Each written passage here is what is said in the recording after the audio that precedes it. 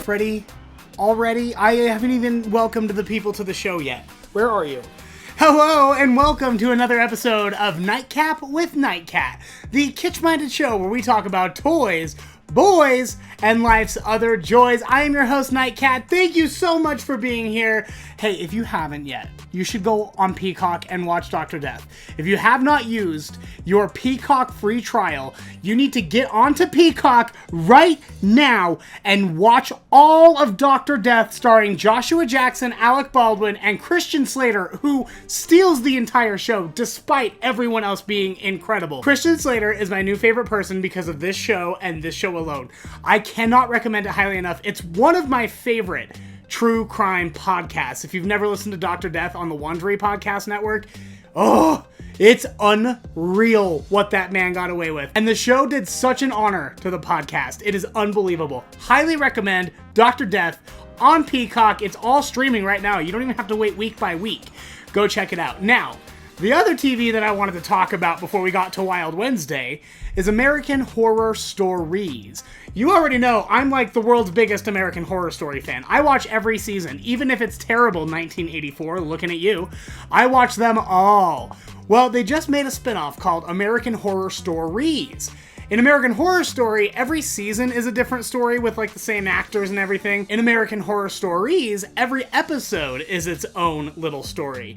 Except for the first one, which was a two-parter, and let me tell you, it was such a snooze fest. I was so bored the entire time. It took place in Murder House too, which is like one of my favorite of all the American Horror Stories, and they still muddied it up. So 10 out of 10 on Dr. Death, would recommend. I've watched it twice already. American Horror Stories, I am going to reserve a rating on that until they get a new episode out, which should be dropping, I think, tonight, actually. So I'm going to go watch that, and I'll get back to you. But for now, I think it's time for us to get into Wild Wednesday. This is going to take a second because she's huge, and she's going to be hard to get out of the box. So hold on. Darling, my beautiful lizard. What? Hello. This is Poptart. Poptart is... Thank you. Is one of my best friends ever. I love her so much. When I first started at Scales and Tails, she was a baby. She was itty bitty. And now she's gigantic and she always wants to climb on top of my head for some reason. Pop-Tart is an Asian water monitor. They are the second largest lizard in the entire world, second only to the Komodo dragon. Hi, are you getting a good sniff of my hair? Thank you. Is it up to par? What do you think? These guys get really, really, really, really big. You've probably heard that a lot of lizards can lose their tail and grow it right back like nothing happened. And that is true of a lot of lizards. The joints in their tail bones are really weak, so they snap right off, and then they can regrow. The tails don't ever grow back as long and pretty, so I wouldn't recommend just ripping off lizard tails, but monitor lizards cannot lose their tails. Part of it is because look how big their tail is. If they were to lose their tail, that's a huge part of their body, so they probably wouldn't even survive the initial injury. But in addition to that, right here at the very base, where she's got, we'll call it junk in the trunk. She's thick with 2 C's. This is all of her fat storage. So if she were to lose her tail, it would be like losing her refrigerator. She wouldn't have any energy to do anything. And because this species gets so big, they spend a lot of their time... Where are you going? Here, why don't I just sort of... Okay. You guys want to look at lizards' butts this whole time? Oh, you see a big tasty fish back there, don't you? All right, you need to get back here and stop looking at my fish. Stop it. Like I was saying, because they get so big, they spend a lot of their time in the water. So she uses this tail almost like a little rudder to make her way down like lakes and ponds and stuff. She's just like... Brrr, and that's how she gets places. Oh, big girl. Now, she's got an older sister at the shop that we call TNT, and TNT got her name because she would explode every time we picked her up when she was younger. So she would just poop everywhere. And these guys have quite an impressive poop range. So they have long, sharp teeth, they've got long, sharp nails, they can whip their tail around so hard and fast that it could break the leg on a big, big dog. But I think their scariest weapon is that they can shoot poop up to 4 feet away.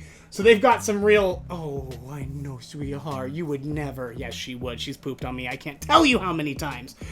But she can shoot poop quite a distance. So if you're ever within the splash zone, I would highly recommend getting out of there. Where are you going? Like, what's the plan here? You can't eat that fish. Even though he's a mean fish and I should feed him to someone because he killed all my other fish, you can't have him. We call her Poptart because when she's in her travel box, which is too big to show on the set right now, when she's in her travel box and the lid is a little ajar, she'll pop up like she's coming out of a toaster. Boop, hello. I love her so much. Monitors are my favorite, but they will make really terrible pets. They are, one, very expensive, and two, they can be really aggressive. Poptart has been handled by like all of us since she was a baby for the last like 5 or 6 years. So she is really desensitized, and we're lucky for that because she could do a lot of damage if she wasn't. And monitor lizards that are big and are not handled a lot when they're young can get really, really, really mean. Get back over here and show the nice people your face. Oh, I know it. I know it. You're crazy. If they get really big, you're not going to be able to keep them in a cage forever. You're eventually going to have to basically get them like a second bedroom. And they can be really aggressive if they're not handled regularly by an experienced keeper. I know. Where are you going? So I wouldn't run out and get one of these guys, even though they're super cool. If you ever want some cuddle time with some monitor lizards, though, you can always check out Scales and Tails. We have open shop hours, and we do live reptile shows. That's what I've been doing. I'm in the entertainment department. What is your problem? Okay. Well, I'm going to put her away because she is being a lot. And then it's time for us to go through the stupid news. Let's get into the litter box. You want to get into the litter box? Okay. Ew, what stinks in here?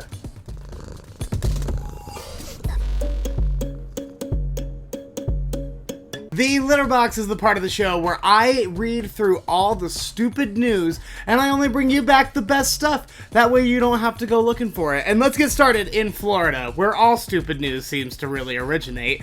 A Florida highway patrol had to shut down a section of interstate after a truck carrying a full load of cow poop got into an accident.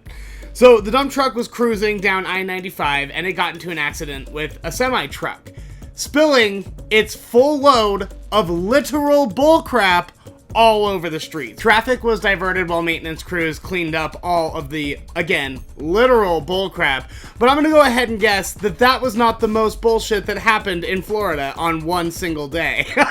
Their governor alone is more than a truckload full of bullshit. That guy sucks. It has been very hot outside. Can I interest you in some ice cream? How about mac and cheese ice cream? There's an ice cream company in Brooklyn called Van Leeuwen, and they have made a mac and cheese flavored ice cream to celebrate National Mac and Cheese Day, which was July 14th. They partnered with the actual Heinz company to get the Kraft recipe for this ice cream. So it's a legit Kraft dinner recipe. But if you're looking to get your hands on a pint of it, tough cookie, sister. It has been sold out for a while. So you might just have to pour some Kraft mac and cheese over a scoop of vanilla and call it a day. Sorry about your luck. Firefighters in Georgia were called to a home where a raccoon had broken in and couldn't find its way out. I mean, this is like pretty normal. It's barely even newsworthy, right? Fire department gets there, they locate the raccoon, and they pick him up. But then they shared this picture of him, and he looked so embarrassed. He's like, oh my God, I can't believe I couldn't get out of this house. I didn't mean to be here. This is not what I wanted. Look at his little hand. I am obsessed with raccoons, but specifically, I am obsessed with raccoon hands. They're just the cutest. I love raccoons so much. Did I ever tell you I had to turn down a free baby raccoon? I was dating this guy for a while, and he was on Facebook, and he goes, oh look, my friend who has a raccoon is looking to rehome it. And I'm like, I'm sorry, what? He goes, yeah, my friend's giving his raccoon away. He can't take care of it anymore. And it took everything in me not to immediately go to that man's house and steal that raccoon away from him. I wanted it so bad. But, you know, I'm an adult or whatever. I have adult responsibilities. I already have animals I shouldn't be taking on anymore. But raccoons are so cute little hands. And finally, this is the best. A New Jersey house cleaner accidentally broke into the wrong home and cleaned it spotless. His name is Louis Angelino. He is working at the liquor store, but he's making some money on the side cleaning houses for people where he lives in New Jersey. A bunch of his friends have asked him to do it. One of his friends in Cherry Hill said, hey, do you mind coming by and cleaning my place? So Louis gets there and he finds the key under the mat like he expects to. He opens up the door. He spends 2.5 hours deep cleaning this house. We're talking mopping, vacuuming, dusting. He did everything. And then he spent some time playing with the cats. He fed the cats. He played with the cats. It was great. So his buddy calls. He's like, hey, Louis, is my house clean?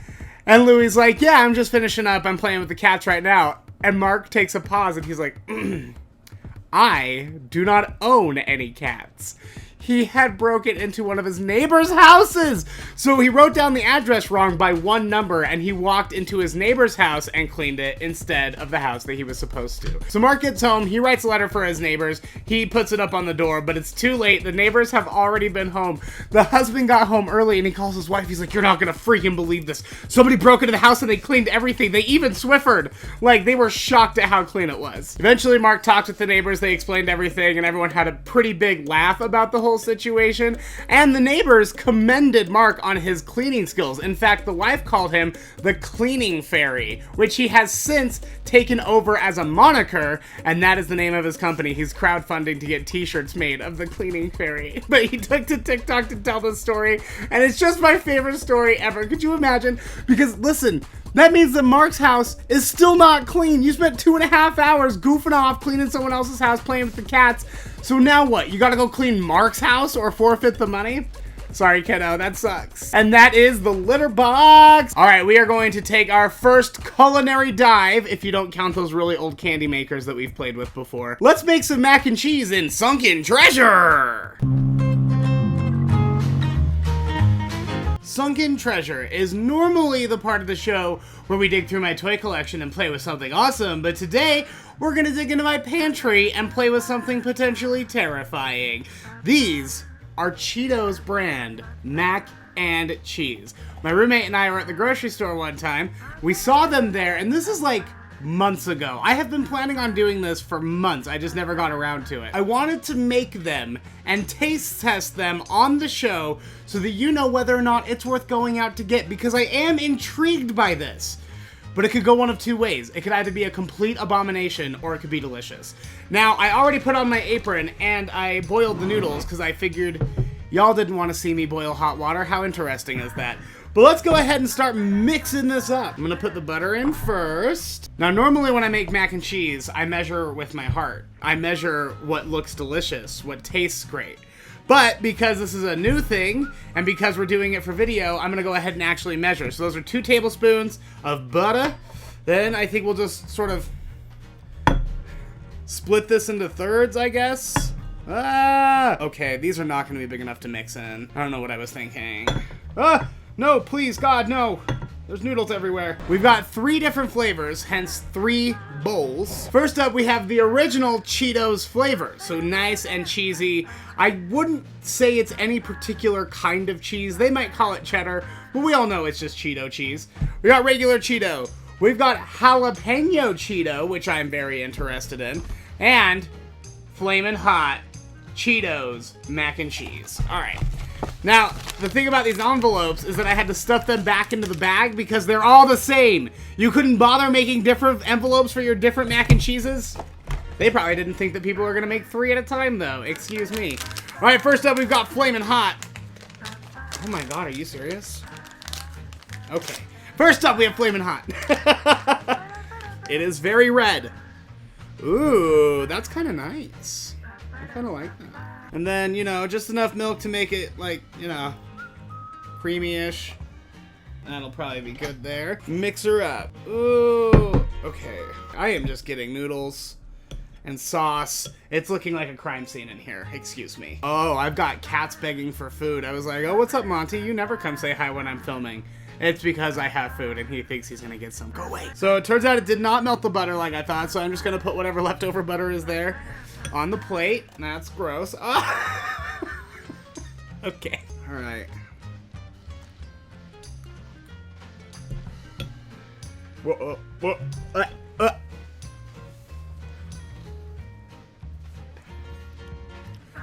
That is nasty. Like, it's not even the spicy. It definitely tastes a little bit like Flamin' Hot Cheetos. Oh, but there's something bad about it. Okay. Well, Flamin' Hot Cheetos is a big fat no from me. Let's try jalapeno.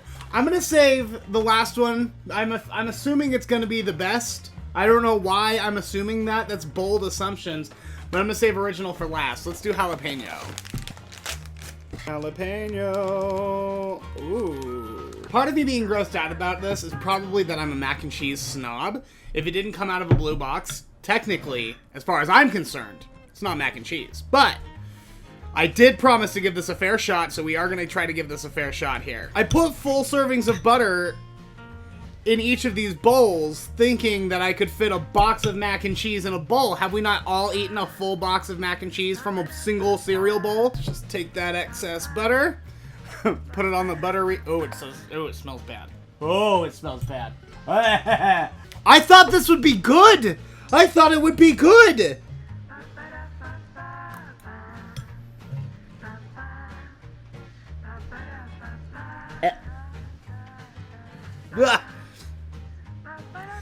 That one, oh. I need some water. So the thing about the jalapeno, have you ever had like jalapeno sunflower seeds? You know, the coating that they put on the outside of the sunflower seeds? It tastes exactly like that, which is fine on sunflower seeds, but it's awful in macaroni and cheese. 0 out of 10. Would not recommend the Flamin' Hot or the jalapeno. We'll just be done with that. Do not fail me. Classic. Dangerously cheesy Cheetos. Mac and cheese. Ooh, it's very orange. I'm gonna wipe that off because I literally don't want to taste that jalapeno ever again. I thought I would get crafty and use small bowls because I don't have a lot of desk space. But that has obviously been working against me this entire time. Full-size butter clump. Gross. We'll add it to the other butter clumps. What am I doing? What am I, like, literally doing with my life right now? Alright, bold and cheesy. Let's try it.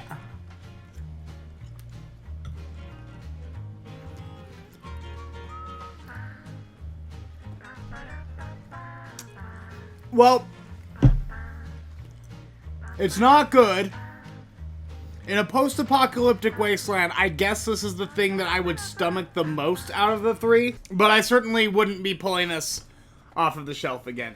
Listen, if you want mac and cheese, do it right, get the blue box. Go with Kraft, everything else is trash, including Cheetos, who I thought had perfected cheesy, processed foods. And that is sunken treasure, or as I should call it today, sunken garbage. Do not buy the Cheetos mac and cheese. It will make you hate your mouth. It'll make you hate yourself. It'll make you hate every decision you've ever made. It is garbage. It is barely food. Go get yourself some Kraft Mac and Cheese. I'm gonna clean up, and then it's time for us to get into another Nightcat Classic Tale.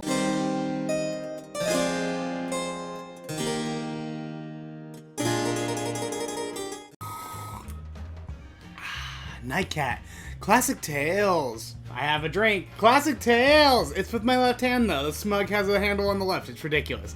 Nightcat Classic Tales is the part of the show where I relive some past life traumas for your amusement. Now, I have had my fair share of stalkers. This is not a brag. I'm not bragging because I'm so handsome or whatever, though I am. You're welcome. No, this is not a brag. After I was on TV, and after I was on the radio for a long time, I have certain people who are big fans of mine, and that is very flattering, but it is also terrifying, particularly when one of them won't stop emailing you about what you wear to sleep at night. But one of these stalkers, we'll call him Rusty. Rusty actually hit on me way before I was famous, and I don't think he remembers. I was out at a coffee shop with some friends.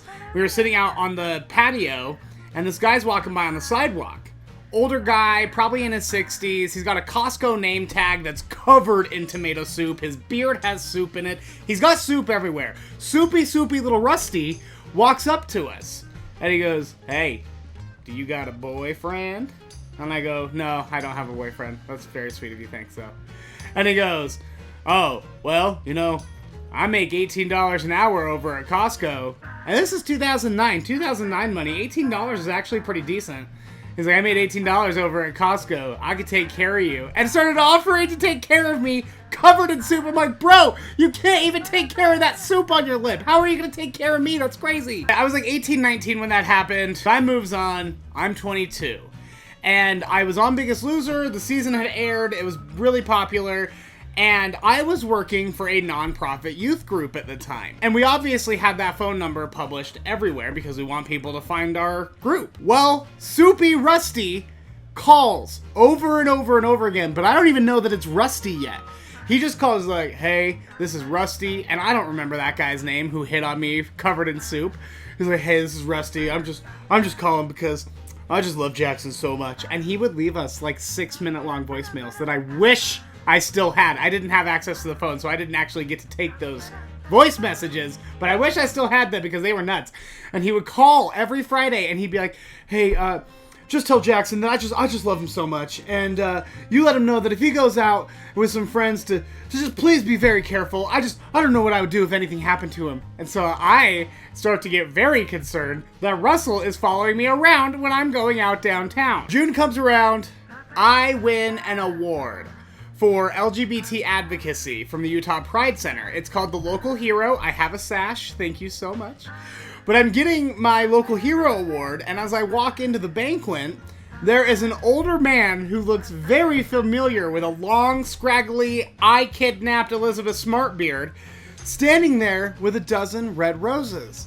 And he walks up to me and he goes, hi, Jackson, it is so nice to meet you. I'm Rusty. I am just so happy. I was like, oh, Rusty! You're Soupy Rusty! My stalker was Soupy Rusty who hit on me at that coffee shop! And he hands me a dozen red roses, and I, was like, thank you so much, that's so sweet, can, give him a hug, and he kisses me on the cheek in front of my mother! Anyway, I haven't heard it from Rusty since then. I didn't work at the youth group too much longer, and eventually he stopped calling.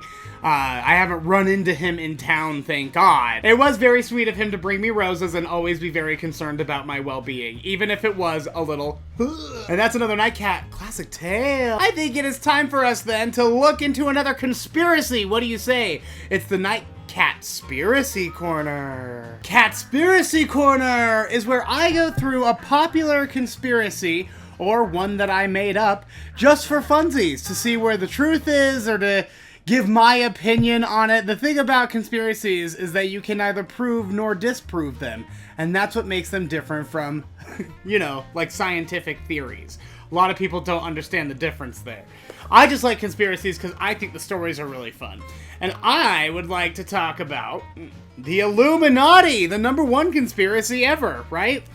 Did you know the Illuminati was actually a real group back in the day? So, here's the thing. All I've ever heard about the Illuminati is that they're this big, all-knowing, all-powerful entity comprised of the elite. So, giant celebrities, specific politicians, the richest possible people, they're all in the Illuminati, and they get to control the world. They decide what happens. That's the theory, anyway. Well, here's where the Illuminati actually started. The name Illuminati has been given to several groups, both real and fictional. University professor Adam, Weishaupt. Yep, that's what I'm going with. University professor Adam Weishaupt founded the Illuminati in Bavaria on May 1st of 1776. So the Illuminati's been around for a while. And basically, the whole idea was just to promote being a decent person. It was a fraternal order where you could get together, and regardless of what laws or religions or anything like that, your goal was to secularly just be a good person, to be a decent neighbor, to help other people out. Their goal was to support rationalism, secularism, liberalism, and to oppose superstition, religious influence over public life, and abuses of state power. Basically, they were all about bringing the power back to the people. That was their jam. Bavarian ruler Charles Theodore banned the Illuminati and other secret societies in the 1780s. So, no Illuminati, no Freemasons, nothing allowed in Bavaria. You will practice religion, and that is the secret society you get to belong to. The not-so-secret society that everyone has to belong to. So for all intents and purposes, that is where the actual written record of the real Illuminati ends, is in the 1780s, when the Bavarian ruler says no more secret clubs. But a lot of people think that the Illuminati not only survived, but continued to grow and become powerful and influential in the shadows, which is how they've continued to remain a secret society to this day. Some conspiracy theorists believe that the Illuminati have survived to this day and are involved in an international conspiracy to create a new world order. And you know what? If they are, good. I hope someone is, because what we're doing right now clearly is not working. Maybe we should give the Illuminati a chance at it. The common theme in conspiracy theories about a new world order is that a secret group of elites controls governments, industry, and media organizations with the goal of establishing world domination. But here's what I'm asking you. Who, in their right mind, has as much money as Jeffrey Bezos and Oprah and Beyonce and the Kardashians and doesn't try to take over the world? Of course they are. That's not Illuminati stuff. That's just rich people stuff. They always trying to buy and sell people. It's what rich people have done since the dawn of time. And that is the origins of the Illuminati from the book Great American Conspiracies. And that's another episode of Nightcap with Nightcat. Episode 28, thank you so much for watching. Please don't forget to like this video, comment on it, say hi. It helps other people find the video on YouTube. YouTube will start showing it to more people if we get more engagement. So please, please, please like, share this video, comment on it. Don't forget to subscribe to the channel if you haven't already. What are you doing? Come on now. If you have anything extra, if you like what you're seeing here on Nightcap with Nightcat, you want to see more of it, consider joining our Patreon, patreon.com/nightcatshow. You can donate either $3 or $5 a month. Every little bit helps. This is how I am making this show work. Patreon.com/nightcatshow. If you want to see more, you also get access to things exclusive to the Patreon, and you get a lot of stuff early. Find out all of the benefits at patreon.com/nightcatshow. Hey, thank you so much for being so wonderful and supportive. The Nightcat True Crime Walking Tours have been incredible lately. If you haven't been on one, what are you doing, honey? Look for the link tree in the description of this video. It'll say linktr.ee/JacksonWitt. If you click on that, the very first button on that link tree is a $5 off coupon for the Nightcat True Crime Walking Tours. I want to see you out there. Come along, come say hi, and let's talk about murder. All right, that's going to do it for this episode. I will see you next week. Bye. Bye. Bye. Bunny ears. Bye.